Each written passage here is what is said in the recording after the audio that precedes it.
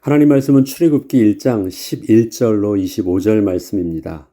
모세는 태어나서 젖을 떼기 전까지만 어머니 요게벳의 품에서 자랐고 그 이후 40세가 되기까지 애굽 왕궁에서 애굽의 모든 종교와 학문을 애굽의 왕자처럼 교육받고 자랐습니다. 이렇게 자라왔다면 아마도 모세는 비록 그의 얼굴은 분명 히브리 사람이었지만 그의 언어와 생각 그리고 그의 외모에서 풍기는 느낌은 완전히 애굽 사람과 다를 바 없었을 것입니다. 그는 언제나 애굽의 통치자의 위치에서 히브리 사람을 대하던 세상에서 자라왔기 때문에 자신의 모든 입장을 애굽 사람 중심으로 생각하게 되는 것은 어쩌면 당연한 것일 수도 있었을 것입니다. 그런데 모세는 특이하게도 히브리 사람에 대하여 자기의 동족이라는 생각이 깊이 자리 잡고 있어서 애굽 사람이 히브리 사람을 함부로 대하거나 학대를 하게 되면 그 마음이 편치 못했고 오히려 불편함을 넘어서 분노가 치밀어 오르기까지 하였습니다. 히브리서는 이러한 모세의 마음을 하나님이 주신 믿음의 마음으로 증거하고 있습니다. 모세의 의지와는 상관없이 하나님이 주셨던 마음이라는 것입니다. 우리에게 구원 얻는 믿음의 비밀들은 우리의 인격과 우리의 의지가 아닙니다. 하나님이 하나님의 백성에게 주신 특별한 은혜의 마음이요 특별한 지식인 것입니다. 모세가 그러한 애굽 사람을 향하여 또 히브리 사람을 향하여 그렇게 품게 되었고 행동하게 되었던 그 마음을 모세 자신도 이해할 수 없을지도 모르는데 그것을 하나님께서는 그 모세의 마음에 그러한 마음을 품을 수 있도록 주셨고 그 마음이 바로 하나님이 주신 믿음의 눈이요 믿음의 마음이었다는 것입니다. 이러한 그의 마음과 생각을 왕궁에서 겉으로 표출하지는 않았지만 그는 나이가 들면 들수록 점점 더 히브리 사람에 대하여 자신의 동족이라는 그 의식이 커갔으며 마침내 히브리 사람이 애굽 사람에게 구타당하는 것을 보자 그 분에 못 이겨 아무도 모르게 그 애굽 사람을 쳐 죽이기까지 하게 되었습니다. 이러한 모세의 살인은 애굽을 향한 의도된 반란이라기보다 우발적 사건에 가까웠지만 모세의 삶에 근본적인 변화가 일어나는 사건이 되었습니다. 출애굽기 2장 11절로 14절을 보면 모세가 장성한 후에 한 번은 자기 형제들에게 나가서 그들이 고되게 노동하는 것을 보더니 어떤 애굽 사람이 한 히브리 사람 곧 자기 형제를 치는 것을 본지라 좌우를 살펴 사람이 없음을 보고 그 애굽 사람을 쳐 죽여 모래 속에 감추니라. 이튿날 다시 나가니 두 히브리 사람이 서로 싸우는지라 그 잘못한 사람에게 이르되 내가 어찌하여 동포를 치느냐 하매 그가 이르되 누가 너를 우리를 다스리는 자와 재판관으로 삼았느냐 내가 애굽 사람을 죽인 것처럼 나도 죽이려느냐 모세가 두려워하여 이르되 일이 달로 되었도다.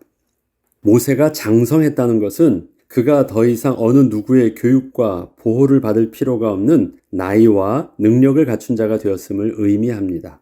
누가 무슨 말을 한다고 해서 그런 주위 사람의 판단과 생각에 의하여 자신이 영향을 받는 것이 아니라 스스로 자기의 생각과 판단에 의하여 선택과 행동을 할 수 있는 자가 된 것입니다. 단순히 나이가 많이 들었다, 그것이 장성됐다라고 표현하는 것이 아닙니다. 그의 전 인격적인 모습이 스스로의 선택과 판단과 결정을 할 수 있는 모습이 되었다라는 것입니다. 그렇다면 그는 속마음이 그렇다 할지라도 자기의 신변을 위해서 애굽 사람처럼 생각을 할 수도 있었고요. 감출 수도 있었는데 장성된 그의 모습 속에서 그가 선택하고 결정하고 행동된 모습은 정반대의 모습이었던 것입니다. 성경은 모세가 장성해진 모습을 모세가 스스로 히브리 사람을 자기 동족이라 생각하고 있는 모습과 그 히브리 사람이 애굽 사람에게 구타당하는 모습을 보면서 그 분을 참지 못하고 스스로 그 애굽 사람을 쳐 죽이고 몰래 암매장하는 모습으로 설명해 주고 있습니다. 모세는 장성한 그의 모습을 그렇게 드러내 보였습니다. 이러한 모세의 행동은 누가 시켜서 한 일이 아니었고 그가 장성한 자였기에 자기 자신의 주관적인 생각과 의지에 의하여 그렇게 한 것임을 나타내고 있는 것입니다. 모세는 처음으로 자신의 속에 감추어 놓았던 진짜 자신의 모습을 그렇게 행동함으로 드러내 보였던 것입니다. 모세는 이것을 누군가에게 보여주려는 의도는 아니었습니다. 단지 더 이상은 숨길 수 없는 자기 자신의 모습을 그렇게 표출하고 싶었을 뿐이었습니다. 모세는 자기가 이렇게 숨겨져 있던 자신의 모습을 드러낸다는 것이 얼마나 위험한 일이 되는지 모르는 것은 아니었으나 그래서 그는 숨어서 몰래 살인을 저질렀죠. 더 이상 답답한 자신의 모습을 참지 못하고 남들이 보지 않는 곳에서 그렇게 자신을 표출한 것이었습니다. 모세는 현재 히브리 사람에 대한 애굽 왕궁의 분위기가 결코 호의적이지 않음을 잘 알고 있었습니다. 우리 1장부터 보면 나오죠. 당시 이스라엘 백성들이 크게 강성해지는 것에 대해서 애굽 바라왕은 심각한 문제의식을 느꼈고, 그래서 정책을 바꾸어서 호의적인 태도에서 강하게 억압하고 또 그렇게 심하게 학대하는 정책으로 일부러 바꾼 것입니다. 바로 왕도 히브리 사람에 대하여 아주 심각할 정도의 위협을 느끼고 정책적으로 억압과 탄압을 하고 있던 것입니다. 모세는 이와 같은 왕궁의 분위기와는 정반대로 히브리 민족 편에 서서 왕의 명령에 따라서 히브리 민족을 억압하고 있던 애굽 사람을 그렇게 죽인 것이었습니다. 이러한 모세의 행동은 단순히 한 사람의 애굽 사람을 죽였다는 것 이상의 심각한 문제점을 가지고 있었습니다. 현재 모세의 위치에서 한 사람을 죽이는 것이 그렇게 크게 문제가 되지 않을 수도 있었지만, 살인 자체보다도 왜 애굽 사람을 죽이게 되었느냐는 그 의도가 문제였기 때문입니다. 이것은 바로 왕의 정책에 대하여 정면적으로 대적하는 행동을 한 것입니다. 히브리 사람의 숫자가 많아지면 혹시 반란을 일으켜 애굽을 전복시킬 수도 있다고 생각을 하고 있던 바로 왕을 향하여 히브리 사람 편에 서서 히브리 사람을 돕는 행동을 한 것이었기 때문에 이것은 바로 왕에 대해서, 애굽에 대해서 심각한 반역 행위를 하였던 것입니다. 모세는 이러한 위험성을 알면서도 결국 그렇게 했습니다. 우연한 기회에 행하였던 살인이었으나 결코 감정에 치우쳐서 후회할 일을 한 것은 아니었습니다. 그는 차분히 주위의 눈치를 살피며 아무도 보지 않는 곳에서 몰래 그 애굽 사람을 죽일 정도로 치밀함을 보였기 때문입니다. 모세는 자신의 이러한 행동에 대하여 자신의 한 민족이라 생각했던 히브리 사람들은 이러한 자신을 같은 편으로 인정해 줄 것이라 생각을 했습니다. 그러나 그러한 모세의 생각과는 전혀 다르게 오히려 모세를 민족의 변절자로 생각할 정도로 자신을 거부하고 있는 히브리 사람들과 마주하게 되면서 너무도 크게 놀라고 당황하지 않을 수 없었습니다. 모세는 자신이 히브리 사람을 학대하던 애굽 사람을 죽인 것에 대하여 은근히 히브리 사람들은 알기를 원하였기에 그는 애굽 사람을 죽이고 나자 좀 더 히브리 사람들과 가까워졌다는 생각을 가지고 좀 더 적극적으로 히브리 사람들 속으로 들어가려고 했었는데, 히브리 사람들은 이미 자신이 애굽 사람을 죽인 것에 대하여 다 알고 있었고, 오히려 그들이 목격한 모세의 살인을 자신들이 애굽 사람을 죽였다는 누명을 쓰게 될 것을 더 염려하므로 애굽에 이 사실을 고발한 것입니다. 탄론하게 되었어요. 아니, 그거는 그냥 히브리 사람만 알면 좋은 것이었잖아요. 그런데 탄론났다라는 표현은 무엇입니까? 히브리 사람들은 오히려 자기가 죽였다라는 것을 알므로 자기 편으로 자기를 더 가깝게 하고 또 자기를 더 의지하거나 함께 뭔가를 할 수 있는 줄 알았는데, 즉 히브리 사람의 태도를 보니까 그 목격했던 그 사실들을 애굽 사람에게 알게 하는 거예요. 히브리 사람들의 행동도 이해가 되죠. 왜? 애굽 사람을 만약에 한 사람이 실종되었는데 이 애굽 사람이 실종에 대해서 의심하는 사람은, 의심을 하는 대상은 누구겠어요? 히브리 사람이잖아요. 그럼 히브리 사람, 애굽 사람은 한 명 죽었는데 히브리 사람은 그것이 이유가 되어서 어떤 동족에게 피해가 일어날지 몰라요. 그러니까 지금 그 모세의 행동에 대해서 오히려 우리를 도와주려고 한 것이 아니라 이것을 빌미로 삼아 히브리 사람을 더 고통스럽게 하려고 한 것처럼 느낄 수밖에 없던 것이고, 그러한 자기를 방어하기 위해서 히브리 사람은 모세를 고발하는 것이, 그래서 탄로났다라는 것이에요. 그러니까 이것이 바로 왕의 귀까지 들어가게 돼요. 어떻게 바로 왕이 알게 돼요? 말해주니까 알지. 본 사람은 한 사람인데 이것이 애굽까지 들어가요. 히브리 사람이 고발한 것 아니고서는 이렇게 될 일이 아닙니다.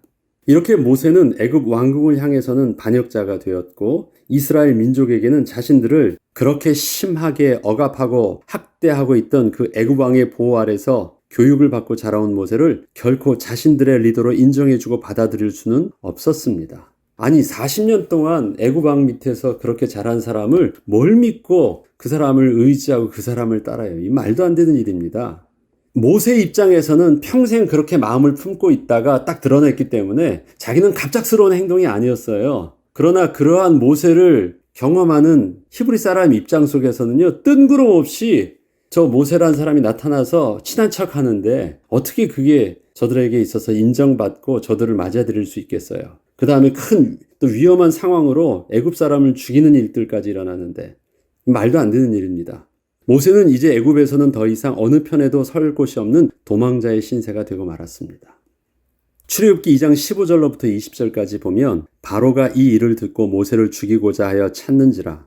모세가 바로의 낯을 피하여 미디안 땅에 머물며 하루는 우물 곁에 앉았더라. 모세를 죽이고자 했어요. 한 사람이 살인을 했는데 모세를 죽이려고 해요? 그런 거 아니잖아요. 바로 왕은 지금 모세가 그 자기 딸의 아들 양자로 삼아 있었는데 그럼 손자와 같은 그 사랑으로 대우를 받고 있었던 모세를 갑자기 죽이겠다고요? 애굽 사람 하나 죽였다고? 그 말이 아니에요. 지금 이거는.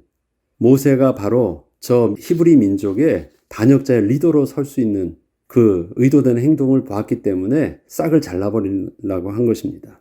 그래서 미디안으로 도망갑니다. 미디안 제사장에게 7달이 있었더니 그들이 와서 물을 길어 구유에 채우고 그들의 아버지의 양떼에게 먹이려 하는데 목자들이 와서 그들을 쫓는지라. 모세가 일어나 그들을 도와 그 양떼에게 먹이니라. 그들이 그들의 아버지 르우엘에게 이를 때에 아버지가 이르되 너희가 오늘은 어찌하여 이같이 속히 돌아오느냐. 그들이 이르되 한 애굽 사람이 우리를 목자들의 손에서 건져내고 우리를 위하여 물을 길어 양떼에게 먹였나이다. 아버지가 딸에게 이르되 그 사람이 어디 있느냐. 너희가 어찌하여 그 사람을 버려두고 왔느냐. 그를 청하여 음식을 대접하라 하였더라.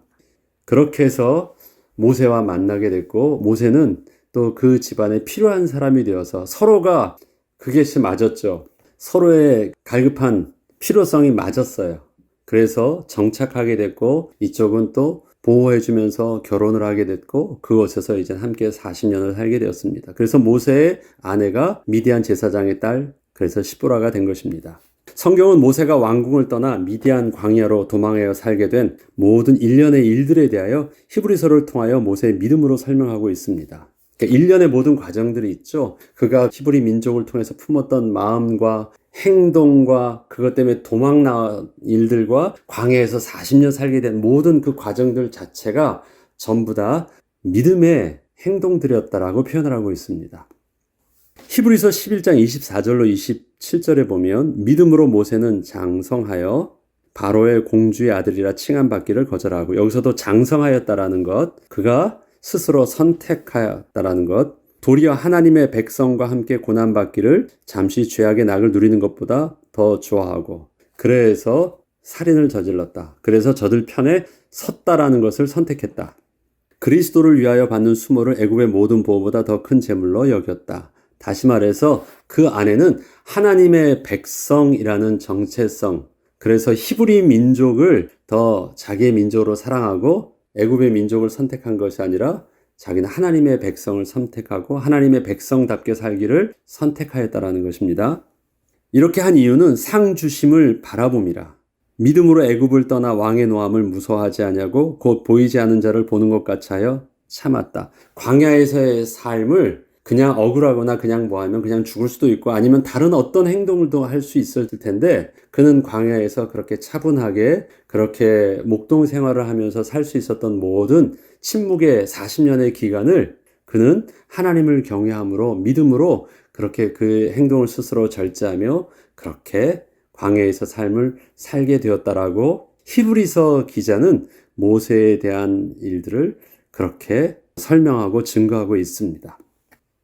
모세가 애굽 사람을 죽였던 일에 대하여 장성하여 바로의 공주의 아들이라 칭함받기를 거절하고 도리어 하나님의 백성과 함께 고난받기를 잠시 죄악의 낙을 누리는 것보다 더 좋아해서 행한 모세의 믿음의 선택이었다고 먼저 설명을 합니다. 또한 그의 미디안 광야로의 도피를 그 바로왕보다 하나님을 더욱더 경외하는 믿음으로 광야에서 그렇게 참음으로 하나님의 시간표를 기다릴 수 있었다고도 증거하고 있습니다.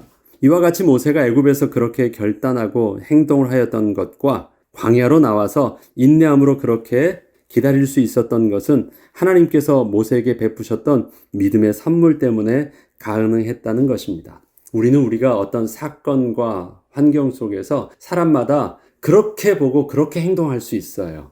그런데 모세는 자기에게 이루어진 시선을 애굽 사람에게 학대받고 있는 이스라엘 백성들의 시선을 앞서 말했던 대로 그렇게 보고 그렇게 행동을 했고 광야에서의 제 삶을 자기는 그렇게 보고 그렇게 행동을 했어요. 사람마다 모세가 아니면 다른 행동을 했을 수도 있죠. 싸우지 않고 몰래 자기를 숙이고 애굽에 그냥 그렇게 살 수 있었고, 광야에서도 그렇게 목동으로 들어가지 않고 또 다른 모습으로 살 수도 있었는데, 모세는 그렇게 행동을 했고 그렇게 광야에서 삶을 살았대요. 그러한 모세의 모습 안에는 그 안에 믿음이 있었다. 하나님을 인식하고 있었다. 하나님을 경외하는 믿음의 시선이 있었기 때문에 모세는 그러한 행동과 결정을 하였다라는 것입니다. 모세에게 일어났던 일을 표면적인 사건으로 보자면 모세의 어리석은 실수 같기도 하고 모세의 어쩔 수 없던 선택처럼 보였던 그 일들 속에 하나님께서는 당신의 선하신 계획 가운데 모세의 마음과 생각을 지켜주셔서 그러한 모세의 행동이 믿음의 행동이 되게 하여 주셨고 마침내 믿음의 열매로 거둘 수 있도록 인도하여 주셨다는 것입니다. 하나님이 이스라엘 민족에게 세운 언약을 기억하고 계셨다. 모세의 광야 40년 속에서 그럼 하나님은 떠나신 것인가? 그렇지 않다라는 것입니다. 여러 해 후에 애굽 왕은 죽었고 이스라엘 자손은 고된 노동으로 말미암아 탄식하며 부르짖으니 그 고된 노동으로 말미암아 부르짖는 소리가 하나님께 상달된지라. 하나님이 그들의 고통 소리를 들으시고 하나님이 아브라함과 이삭과 야곱에게 세운 그의 언약을 기억하사 하나님이 이스라엘 자손을 돌보셨고 하나님이 그들을 기억하셨더라. 요셉을 알지 못하던 시대에 세워진 애굽의 왕들은 히브리 민족을 아주 심하게 탄압을 하기 시작했습니다. 그 탄압은 모세가 태어나고 장성한 때가 되었을 때 점점 더 심하게 되었고 모세가 나름대로 이스라엘 민족을 향하여 뜻을 품고 행동을 하게 되었을 때 이러한 모세의 사건으로 말미암아 이스라엘의 반란을 대비하는 바로왕의 폭압은 그 정점에 도달하게 되었습니다. 이것이 앞에 일어났던 사건들이에요.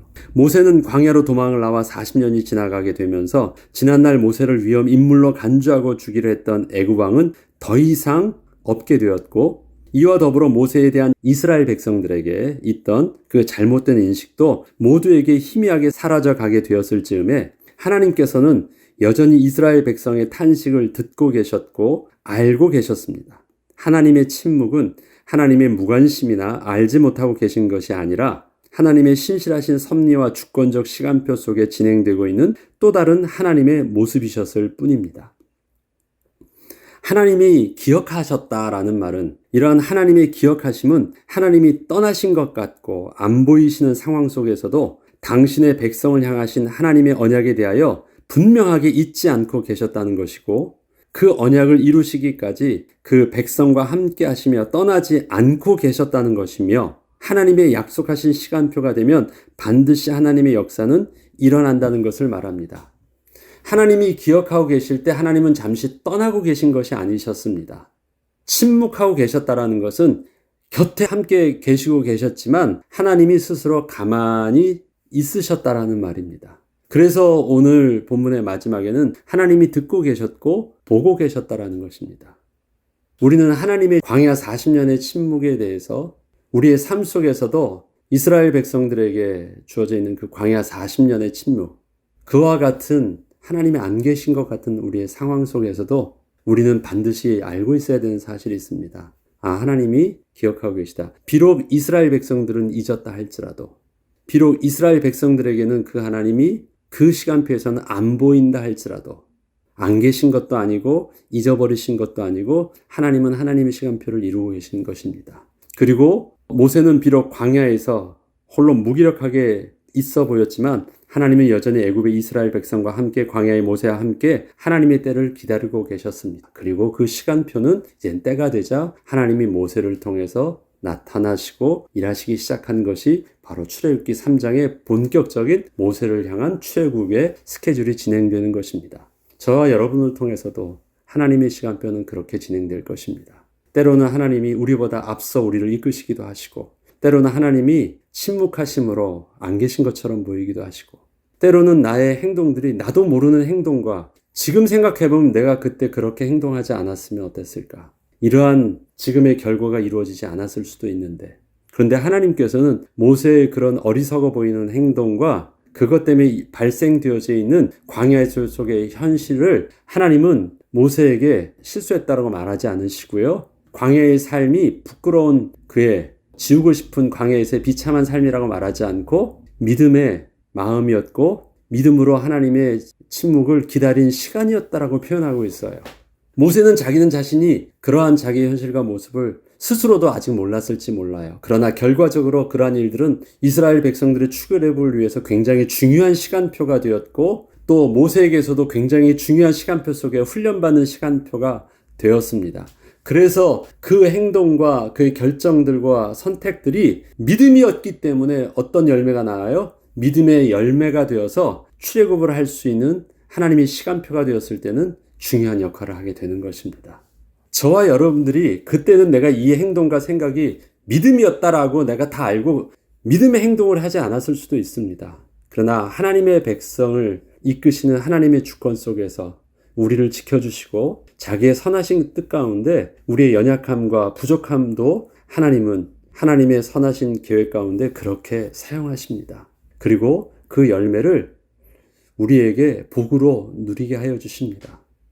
그것이 하나님의 택한 백성 받은 은혜의 모습이에요. 우리 너무 우리 지난날 우리의 실수와 실패 그리고 지금의 현실을 가지고 부끄러워하거나 후회하거나 하기 전에 하나님께서 모세에게 너 그거 괜찮아. 하나님의 주권 속에서 믿음이라 인정해 줄게라고 말씀하신 그 은혜를 따라 우리들도 내려놓고 부끄러워하지 말고 이러한 나의 모든 과정을 통하여 반드시 하나님의 뜻을 이루기 위해서 우리의 모습을 우리의 지나던 과거를 사용하시는 하나님의 선하신 계획을 또 기대함으로 또 오늘도 우리의 주어진 삶을 은혜로 잘 감당하는 축복을 누리길 주 이름으로 축복합니다. 기도하겠습니다.